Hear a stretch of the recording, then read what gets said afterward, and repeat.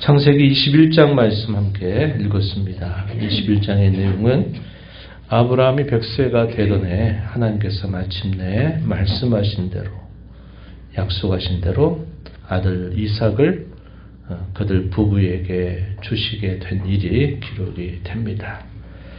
아이가 자라면서 이스마엘과 갈등이 계속 빚어지게 되자 하나님은 아브라함에게 이 하갈과 이스마엘을 내보내라 하는 명령을 내리게 되고, 아브라함의 품을 떠난 이들에게 하나님께서는 옛적에 약속하신 대로 큰 민족을 이루어 주시겠다 하신 대로 그들을 돌보아 주시게 됩니다. 한편 우리가 읽은 후반의 내용에서는 아비멜렉, 우리가 앞에서 읽었던 그 아비멜렉과 군대 장관 빌골이 찾아와서 이 아브라함과 언약을 맺는 내용들이 소개가 됩니다. 내용들을 살펴보면서 또 우리에게 주시는 교훈을 귀를 기울여 봅니다. 이삭이 출생했습니다. 하나님이 아브라함을 75세 때 부르시고 마침내 25년 만에 마침내 하나님이 그들 부부에게 아들 이삭을 낳게 해주십니다. 하나님께서 오랜 시간 동안 기다리게 하시고 그 기간 동안 여러 많은 시행착오를 겪기는 하지만 그런 가운데서 끊임없이 하나님은 아브라함을 돌봐주시고 지켜주시고 그의 연약한 신앙을 계속 북돋아 주시면서 많은 연단 또 많은 기다림과 준비의 시간들을 갖게 하신 것입니다. 하나님의 이 약속은 시기와 때의 문제일 뿐 하나님은 반드시 약속하신 대로 이루신다. 그것은 그들 부부가 바랐던 것보다 한참 늦은 것처럼 보일지 몰라도 하나님은 그 모든 일들을 그분의 놀라우신 지혜를 따라서 그렇게 행해 주셨다 하는 것을 우리는 기억해야 합니다. 그래서 하나님이 무엇인가를 우리에게 이루어 주시는 일에 있어서 능력의 문제도 아니고 우리가 그것을 때를 써서 막 얻어내려고 하는 자세를 갖는 것도 아니고 하나님께서 가장 적당한 때 그분의 원하시는 그 뜻을 따라서 반드시 이루어 주신다 하는 것을 우리가 늘 기억해야 하겠습니다. 우리의 신앙은 항상 거기에는 인내와 기다림이라고 하는 것이 뒷받침이 되지 않으면 우리는 쉽게 낙심하고 또 쉽게 우리 자신의 길을 또 따라서 행하게 될 때가 참 많습니다. 그래서 이 아브라함을 이렇게 오랫동안 기다리게 하신 데에는 분명한 뜻이 있다는 거죠. 사람으로 출생할 수 있는 시기를 완전히 지나가 버린 상태에서 그 자식이 전적으로 하나님의 약속에 의해서 하나님의 은혜를 따라서 주신 아들임을 그들에게 분명하게 알게 하시고 또 오랜 시간 그들의 연약한 믿음을 굳세게 해 주셔서 믿음을 따라서 이 아이를 하나님 앞에 잘 양육하도록 하나님이 이끌어 주신 것이다 볼 수 있겠습니다. 1절 말씀에 보시면은 이렇게 표현되어 있습니다. 여호와께서 말씀하신 대로 사라를 돌보셨다. 여호와께서 말씀하신 대로 사라에게 행하셨다. 그리고 2절에 보면 하나님 말씀하신 시기가 되어 노년의 아브라함에게 아들을 낳았다. 이름을 이삭이라 하였다. 이삭 무슨 뜻일까요? 웃음이라고 하는 뜻입니다. 처음에 아들을 내 아내 사라에게서 낳게 해주겠다 하는 말씀을 들었을 때 아브라함은 웃었습니다. 그게 무슨 가능한 말씀인지 왜 그런 말씀을 하시는지. 사라도 또 이 말을 장막 뒤에서 듣고 속으로 웃었습니다. 내가 지금 다 출산할 능력도 없고 내 남편 아브라함도 나이가 많아 늙었는데 이렇게 하면서 웃었어요. 그 웃음의 의미는 어떤 의미일까요? 아유, 그런 말씀 하지 마세요. 뭐 안 되는 말씀을 왜 하세요? 이런 태도겠죠. 거기에는 비난이나 조롱은 아니지만 충분히 의심할 수 있는 의심스러운 그런 웃음의 내용이었습니다. 그런데 하나님은 그러한 웃음을 진정한 웃음으로 바꿔주셨어요. 그 가정에 참된 즐거움으로 바꿔주신 겁니다. 이름을 이삭이라 이름을 짓게 되고 이런 일에 있어서 하나님이 말씀하신 대로 말씀하신 시기가 되어 이렇게 되었다. 하나님은 그의 하신 말씀을 결코 잊지 아니하시는 분이다 하는 사실을 우리가 분명하게 확인케 되는 대목이죠. 이 일로 인하여 얼마나 기쁨이 그 가정에 넘쳤는지 몰라요. 그래서 하나님께서 일찍이 그에게 말씀하셨던 대로 난지 8일이 되자 이 아들 이삭을 하나님의 말씀을 따라 언약의 증표로서 할례를 행하게 됩니다. 4절에 보시면 그가 하나님이 명령하신 대로 할례를 행하였다 이렇게 말합니다. 말씀하신 대로 여호와께서는 행하시고 아브라함은 하나님이 명령하신 대로 행했다. 쌍방의 아주 좋은 관계가 확인되는 대목입니다. 우리 신앙인 생활이라고 하는 것이 이와 같은 그런 쌍방의 관계가 잘 이루어져야 된다 하는 겁니다. 하나님 편에 문제가 없죠. 늘 문제는 우리 편에서 있습니다. 하나님께로부터 받는 것은 많고 요구하는 것들은 많은데 우리가 하나님 앞에 그의 말씀을 따라 순종하고 믿고 행하는 일들은 항상 우리가 제대로 하지 못해요.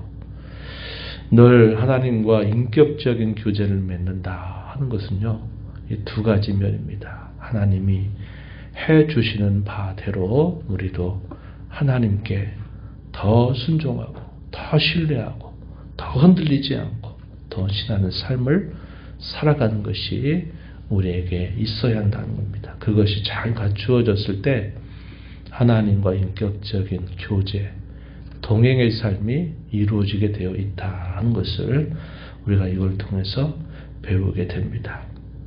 하나님이 그 오랜 시간 왜 기다리게 하셨을까요? 이걸 가르치시기 위함이었습니다.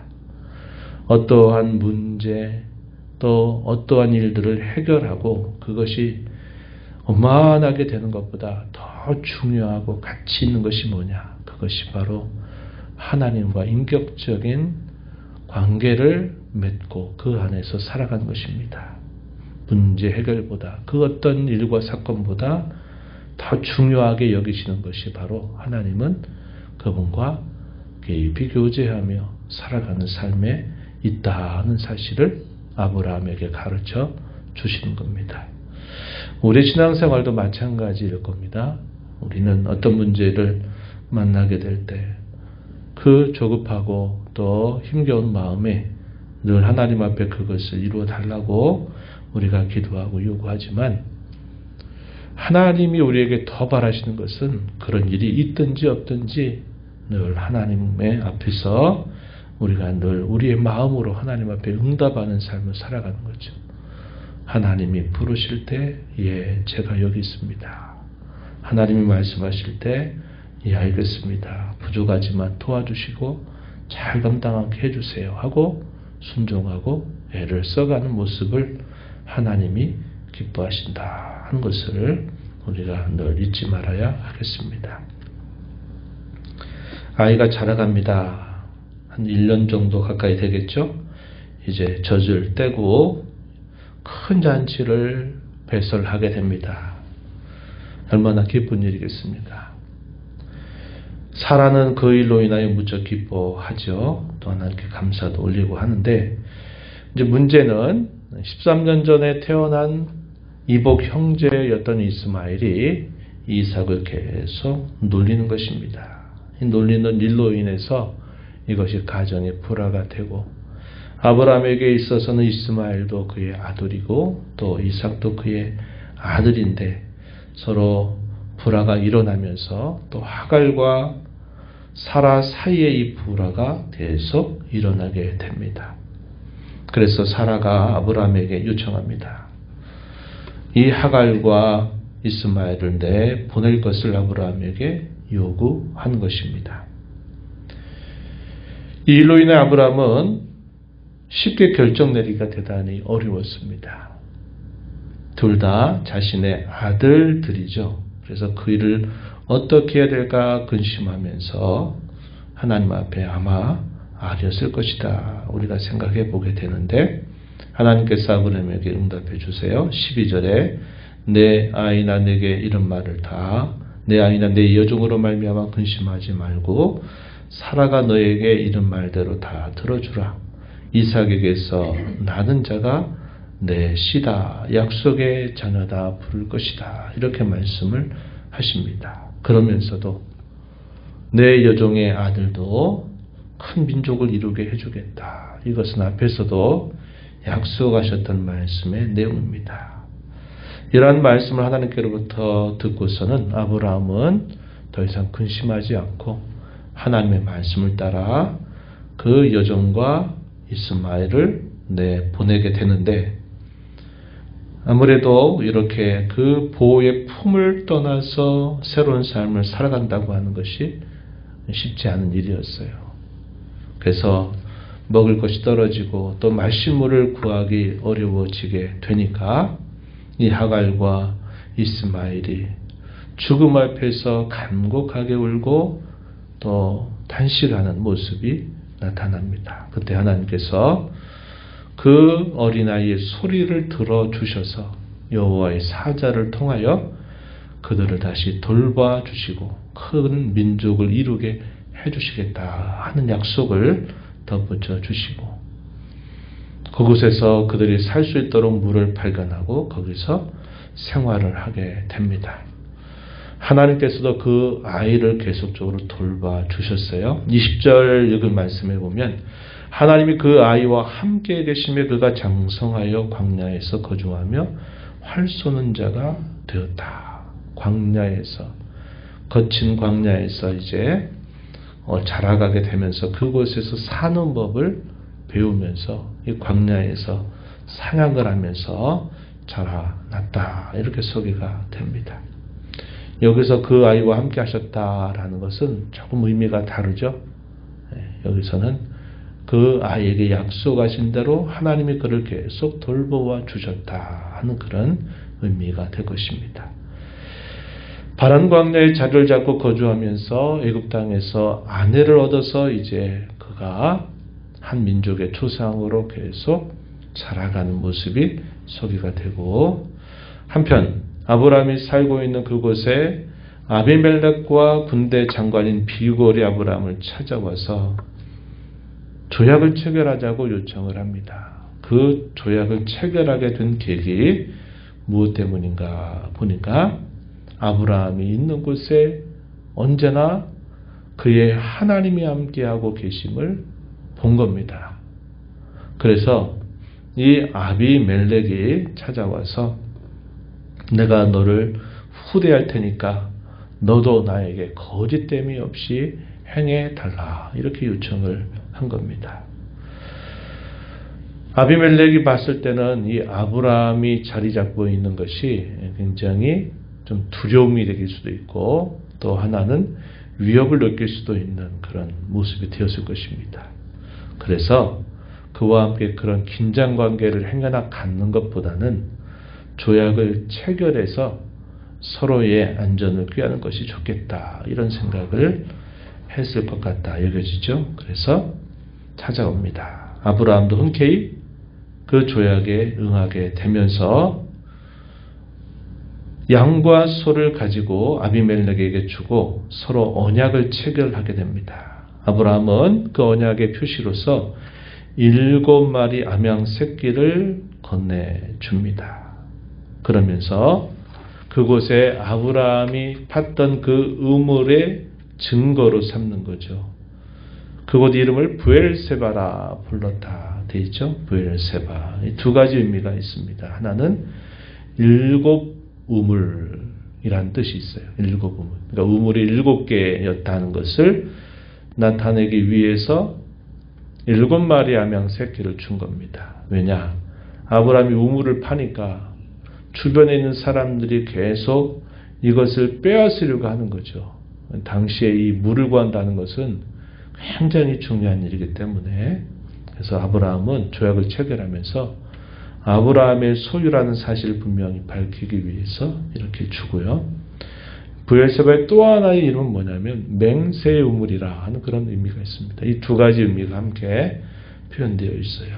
그래서 그 언약을 체결하고 난 다음에 아브라함은 그곳에다가 에셀나무를 심고 거기서 영원하신 여호와의 이름을 불렀다. 여호와의 이름 불렀다. 이게 무슨 말일까요? 하나님께 제사드렸다, 예배했다라는 것을 표현하는 말이 된 것입니다. 오늘 우리가 이 말씀을 보면서 초두에 살핀 것처럼 하나님과 아브라함의 관계는 흐른 시간 속에서 인격적인 신앙의 관계로 두터워지고 깊어졌습니다. 하나님께서는 말씀하신 대로 그에게 그대로 이루어 주시고 아브라함도 하나님이 말씀하신 대로 순종하는 일에 더 진지하고 더 두터워지는 모습을 통해서 하나님과 동행하고 교제하는 삶을 살게 되고 이방의 군주가 봤을 때도 야, 저 아브라함은 그가 섬기는 하나님이 언제나 함께하고 계시구나 하는 것을 볼 정도로 그 관계가 대단히 돈독해지게 되었다는 것을 보여주고 있습니다. 우리의 신앙생활이 그와 같은 신앙생활이 되도록 우리 자신을 잘 점검해서 약속에 신실하신 하나님 앞에서 그의 말씀을 듣고 순종하는 일에 우리도 힘을 기울여 살아가는 것을 그 어떤 것보다도 귀하게 여기고 가치 있게 여기는 자세를 갖고 살아야 하겠습니다. 일과 사건은 때가 되면 지나가요. 문제도 때가 되면 해결되도록 하나님이 인도해 주십니다. 그것 중심으로 신앙생활 하지 말고 하나님과 늘 교제하며 동행하며 살아가는데 우리의 신앙의 중심을 두고 살아가는 저와 여러분이 되어야 하겠습니다. 아브라함은 이 브엘세바라고 하는 땅에서 자리를 잡고 살지만 아브라함의 생각은 이제 달라져요. 잠깐 머무르는 곳처럼 생각을 합니다.